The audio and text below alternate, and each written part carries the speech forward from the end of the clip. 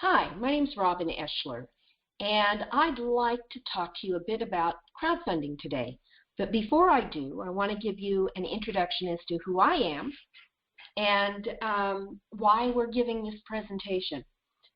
As I mentioned, my name is Robin Eschler. I actually started my career in technology up in Silicon Valley quite a while ago, a couple of decades, where I worked with international corporations and also with startups in the wild, crazy heyday of Silicon Valley as it was being born. So I had the honor of working with some pretty incredible people.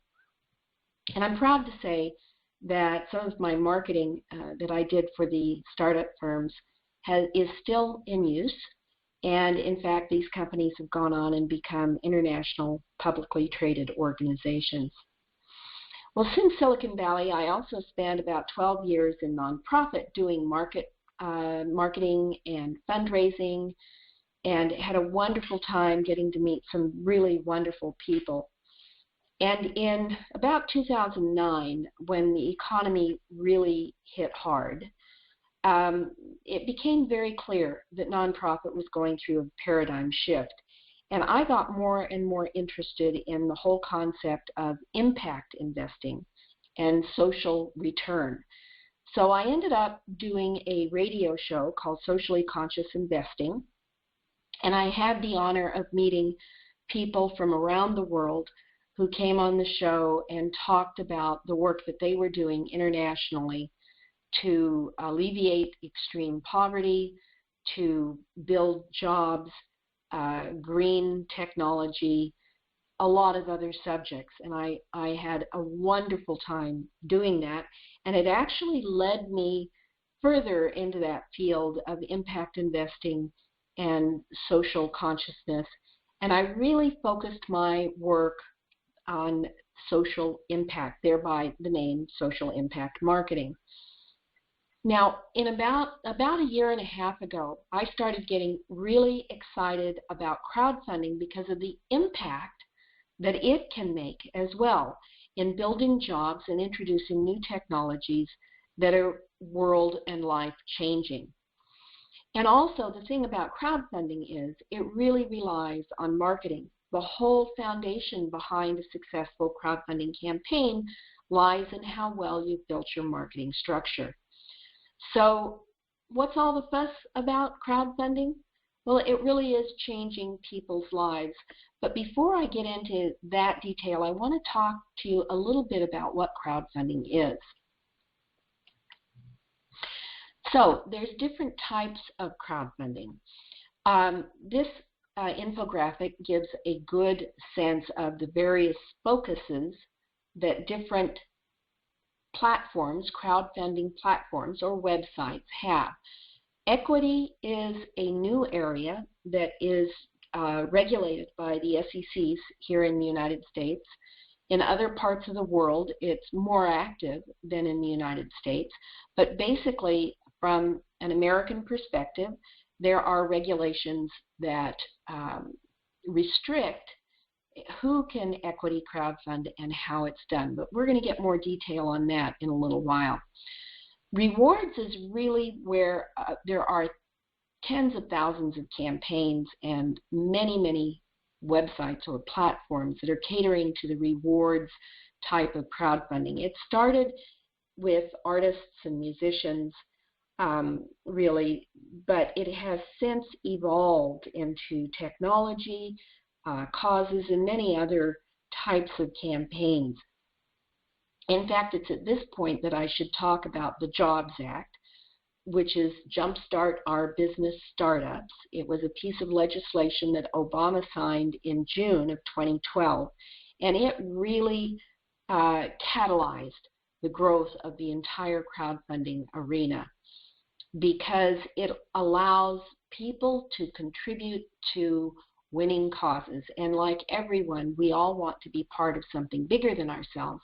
And therefore, the rewards crowdfunding arena has really exploded with products and for-profits, not just nonprofits and music and artists. You will also see a little circle down there that is dedicated to nonprofit causes that are doing very, very well. There's actually a website that's not on there listed called Global Giving, which is an international nonprofit website that if you are a nonprofit that addresses international issues, or even if you're an international nonprofit that does not have U.S. 501c3 status, you should be looking into Global Giving.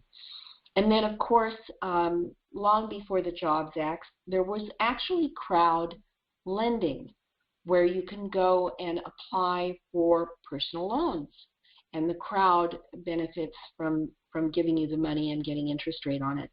Kiva is a very specialized organization.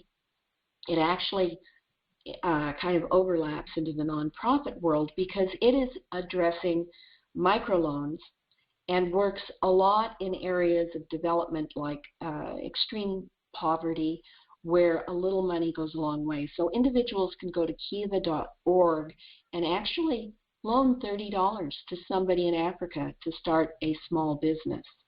So look into that. It's a wonderful, wonderful website. Okay, Forbes magazine is even getting involved in covering the subject of crowdfunding. Last year in 2013, they called it the year of the gold rush because crowdfunding was growing so rapidly since June of 2012 when Obama signed the legislation into action. I prefer to think of it as a gold mine because if you have the right structure, you can do very, very well. But then in 2014, January of 2014, Forbes took a little bit of a turn and published an article about a report that was done by a consulting firm that gives actually the return on investment for crowdfunding, and they actually started calling crowdfunding an irreversible trend. So what did that ROI report cover? Well, let's look at the growth. The University of California is being very conservative and estimated a $4 billion annual market by 2016. However, the fact is we've already surpassed that. Fred Wilson of Union Square Partners is much more aggressive and is estimating a $300 billion market by 2016. And there have been questions out there asking, okay, is crowdfunding dumb money or is it market proof? And I'm going to get more into that as we go through this presentation, but basically the dumb money has to do more with equity crowdfunding than reward crowdfunding, because it's usually when you get investors, you want to have investors who have knowledge about your specific market or product so that they can advise you and become members of your board of directors. So there, when we remove that by going to the crowd and saying to the crowd, well, now you can, as the average guy walking down the street, actually get investor shares in a company without that expertise. So there's some controversy about that, but I happen to believe that it's all good money. So anyway, and then also in rewards crowdfunding, there's a lot of market proof going on. And again, I'm going to discuss that more in a few minutes. So what does the report actually say that crowdfunding has accomplished? Well, let's look at sales. In reward-based campaigns, the average quarterly increase is 24% of sales, in sales, I'm sorry. So what that's saying is that successful campaigns have come out the other end of crowdfunding and actually had overall sales increases. And the same is true of equity. Look at that, 310%. However, let's look at that a little deeper. A lot of the equity campaigns that have occurred are actually for startups who may not have sales. They may be actually looking for seed money to start their company. So to some degree, that 310% is a little bit inflated, but still it's excellent. Let's look at job creation. 39% of the campaigns have hired, of the successful campaigns, have hired 2.2 new employees, and 48% more intend to use some of the proceeds that they raise to hire new people. But most interestingly, let's look at that follow-on investment. Within 3 months, 28% of the campaign successes completed additional traditional rounds of investment. And an additional 43% of those campaigns are in process of getting more funding. So what does that mean? Well, I will tell you personally that the campaigns that I have managed and been involved with all have raised more money behind the campaign than through the campaign. And the last statistic is really amazing. Each hour that you invest in developing and managing and designing a campaign produces $813 on average. That is spectacular. All right, so let's look a little deeper at equity versus reward campaigns.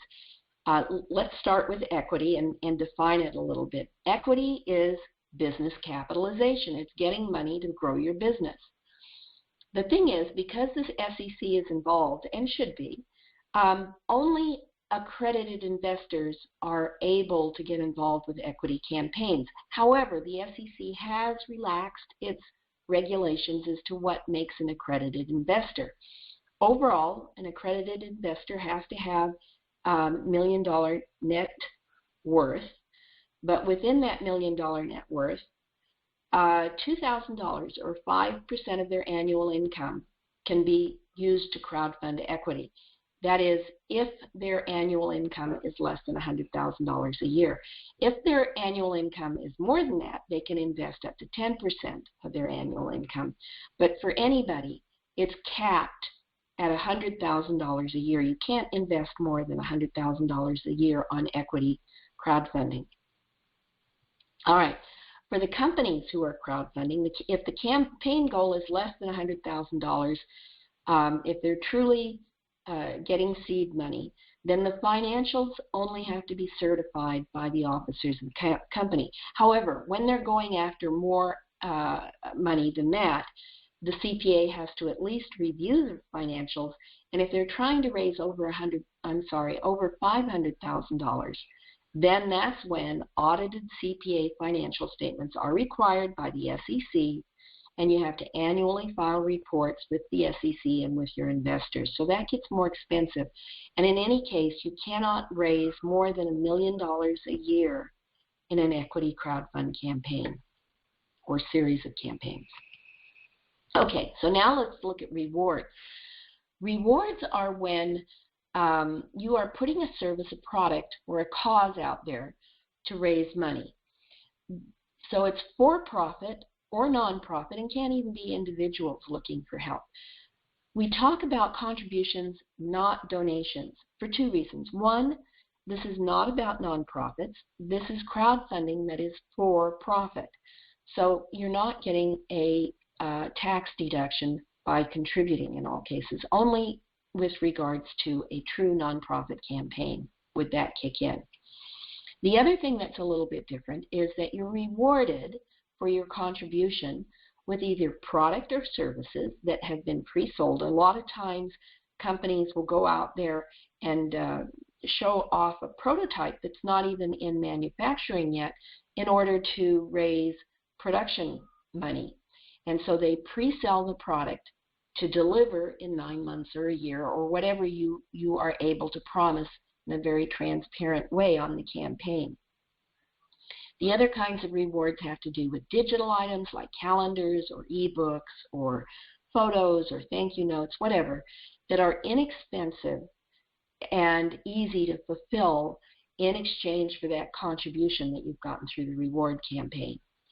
And sometimes people will offer mugs and t-shirts and miscellaneous items like that, but keep in mind that's a little bit more expensive to fulfill.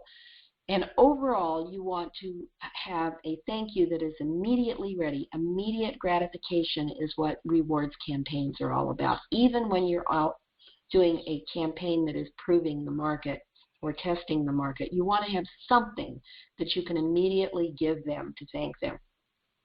So the kinds of goals we've already talked about: testing the market or proving the market to find out if your product that is not yet in production has demand before you put all that money into it to make sure that the market wants it. And then the other thing is, keep in mind that crowdfunding is really what I would call an expansion strategy. It's not about going out there and getting new customers, although you will ultimately.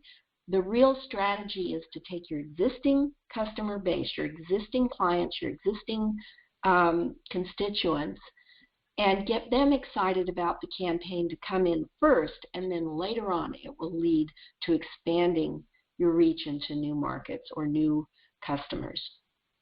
And as I've already mentioned, a big part of crowdfunding is that back room discussion and funding that comes in behind the campaign.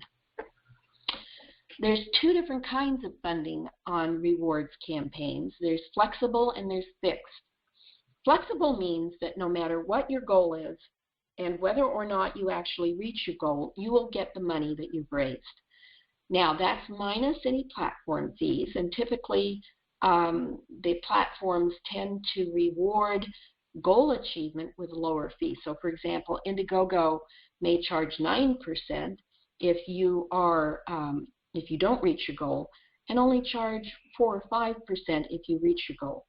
Then there's also, of course, merchant fees for accepting the money, and then if you're a nonprofit, there could be intermediary fees that have to do with channeling it through a 501c3. Now, fixed funding offers some interesting strategies that we're going to look into, and what fixed funding is about is that you only get the money if you actually achieve the goal that you set. So Kickstarter is a platform that demands fixed funding, which means you never get your money unless you reach your goal. If you don't get your money, then contributors are refunded. And if you do reach your goal, then naturally those contributors expect their reward. They expect to get whatever you promised them, whether it's in 6 months, 9 months, a year, they expect to get it. So you better be ready to fulfill that promise. And in the meantime, have something you can send to them right away. And I've already mentioned some platforms are only fixed funding, like Kickstarter. Okay, let's look at the types of campaigns that are out there.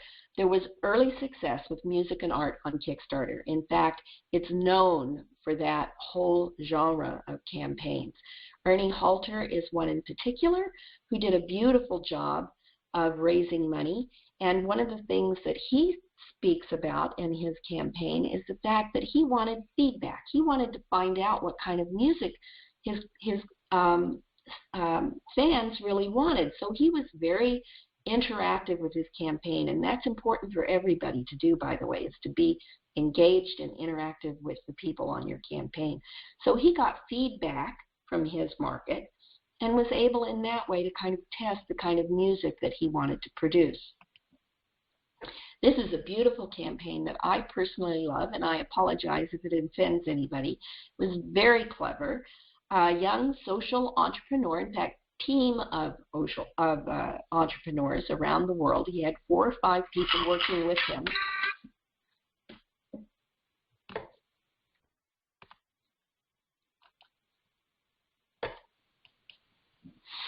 So I love this campaign. It's done by a very clever team of social entrepreneurs from around the world.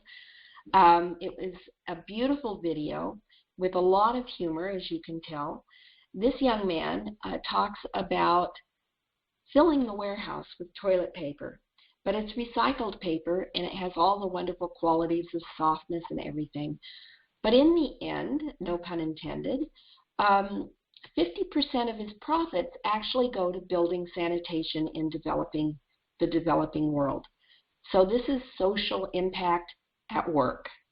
And look, he set a $50,000 goal. He raised $66,000 and filled the warehouse as he wanted to.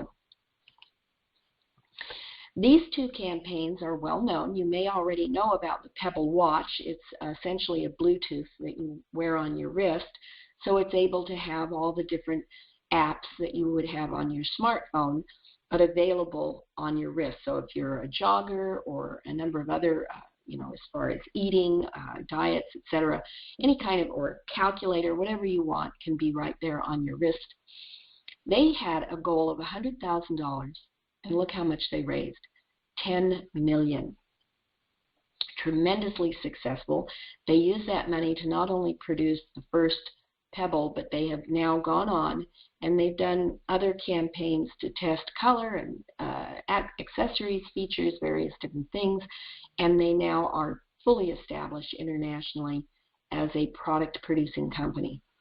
3Doodler is another example. It's a three-dimensional pen that graphic designers got very excited about. Look, they had a $30,000 goal.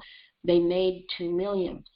So what does all of this tell you? It says that your goal is really not what the campaign is about in some ways. And what I mean by that is don't worry about setting a goal that if you reach it, people are not going to give any more money. It doesn't work like that, obviously. The successful campaigns use what are called stretch goals. And we're going to talk a little bit more about that later. But the goal is important to set low enough that you know you can reach and get people excited into giving more. Okay, here's an incredible product campaign. Why do I say it's incredible? Because of the strategy that they used. Very unusual. Look at the goal. They put this at a $32 million goal. They knew they could not reach. Why? I'm going to tell you in a few minutes. They did reach almost $13 million.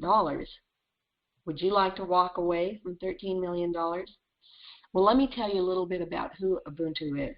Ubuntu is actually an established international corporation that does operation systems development. Sounds pretty technical, right? And it is.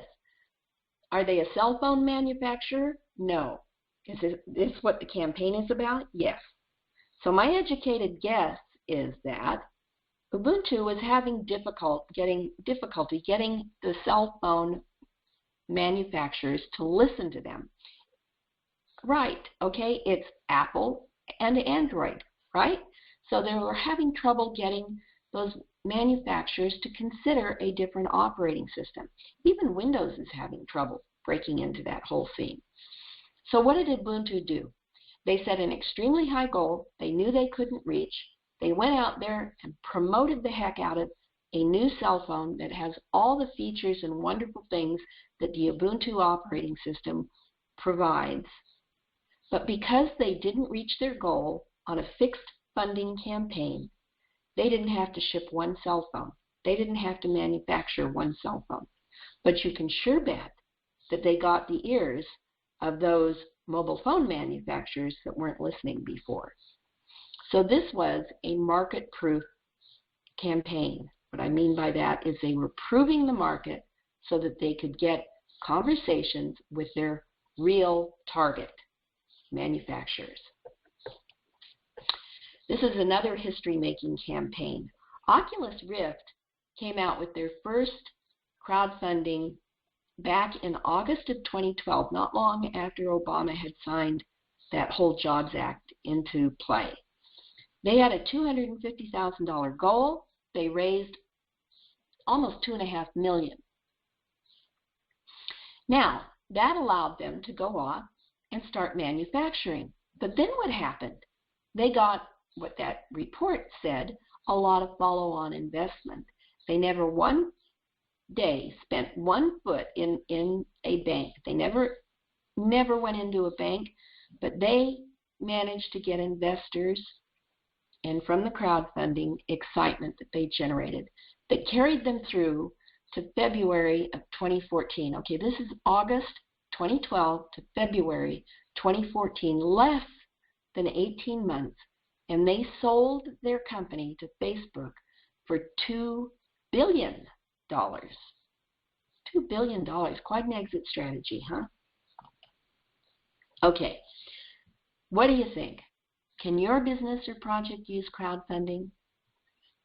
It's amazing all of the different niches that crowdfunding is touching. I've shown you the technology niche primarily and a little bit about music and art. But it's available to platforms that do wedding crowdfunding, honeymoon crowdfunding, opening of restaurants and bar crowdfunding. What else? Real estate. Oh my gosh. Real estate, you can get a mortgage crowdfunding. And you can sell equity in real estate projects that allow you to cherry pick the real estate project instead of investing in one real estate firm. So there's a lot going on in real estate with regards to crowdfunding and a lot else.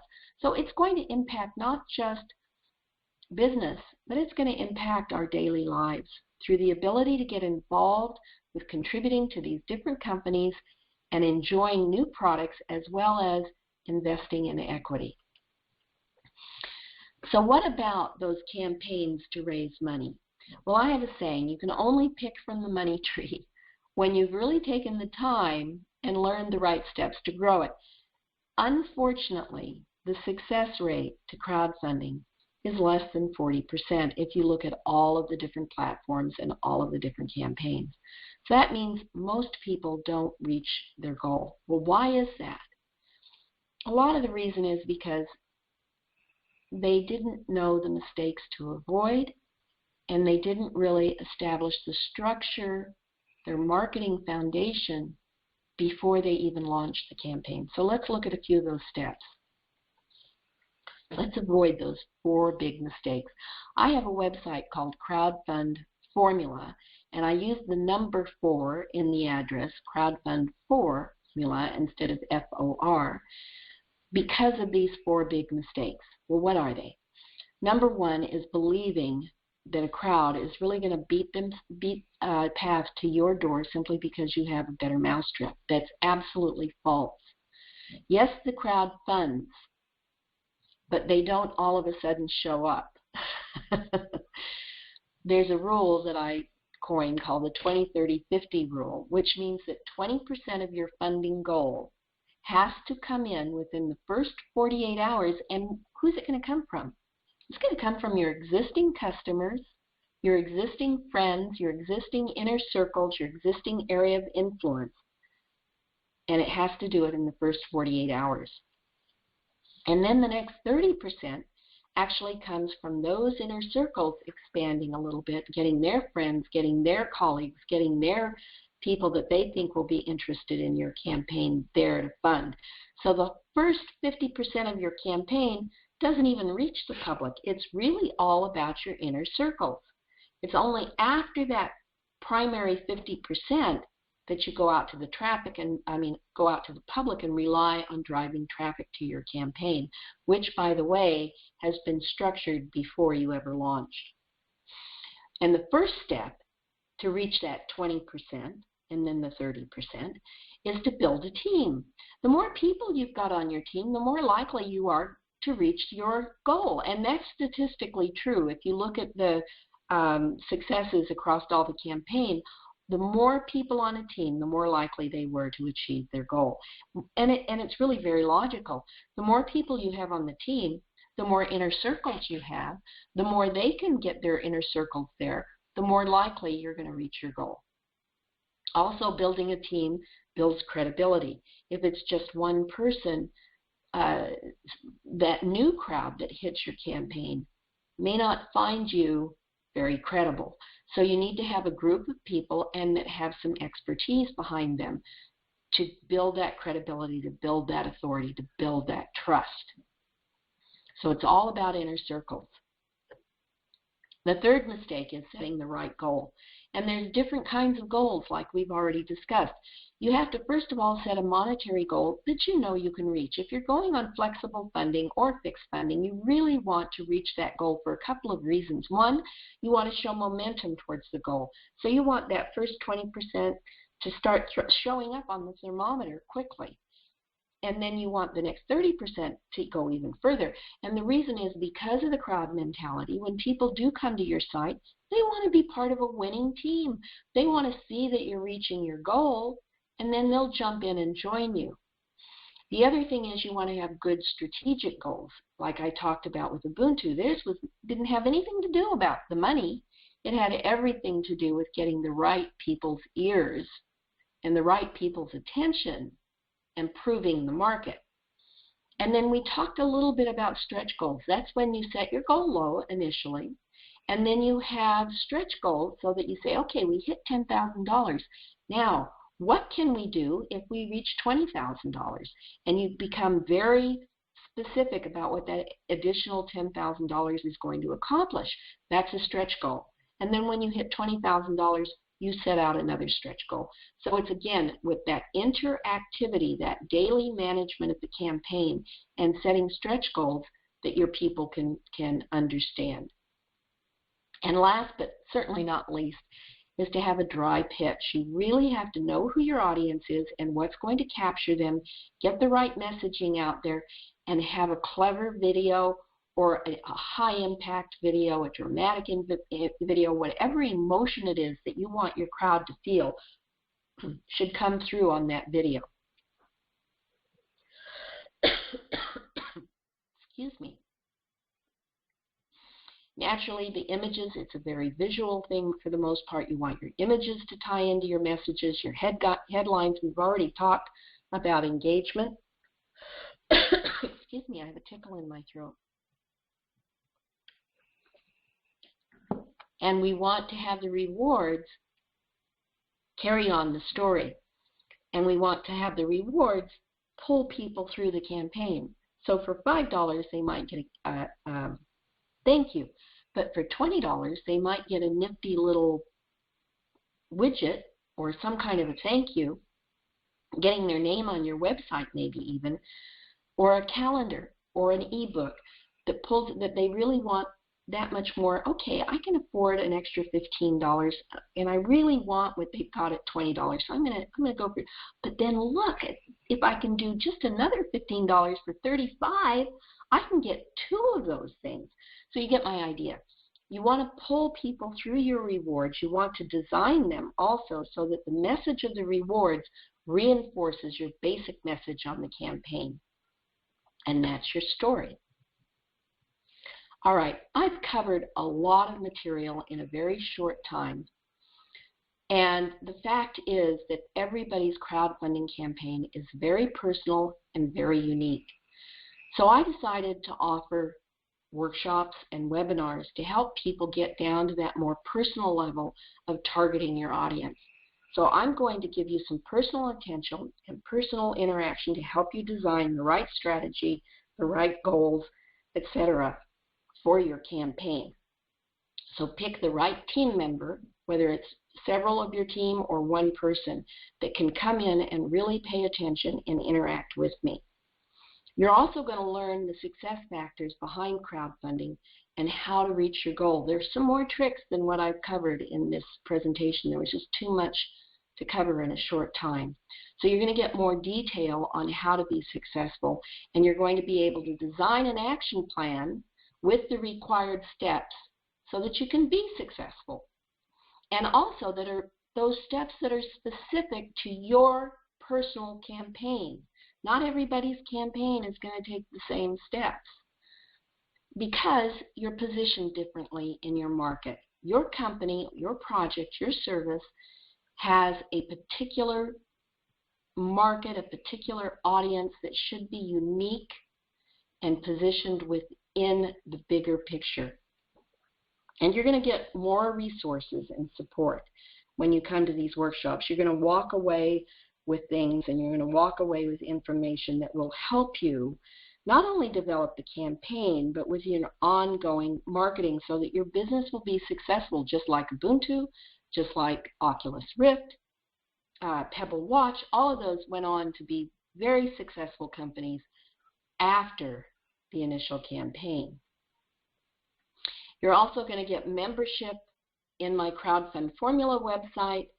And the first step to take is to go and sign up on that website or on my social impact marketing website for the ABCs of successful crowdfunding. I have a little product called an audio PDF, which what that means is that you can read and you can also listen to the audio at the same time so that you get both inputs to really learn.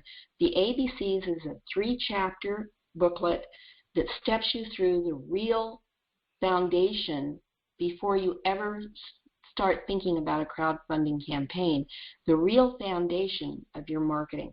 So go and get the ABCs of successful crowdfunding on my website and get started, and then I will get in touch with you about the upcoming webinars and workshops that may be in your area. Thank you very much for your patience and for your time today, and I look forward to meeting you in my workshops and webinars. Thank you. This is Robin Eschler of Crowdfund Formula and Social Impact Marketing.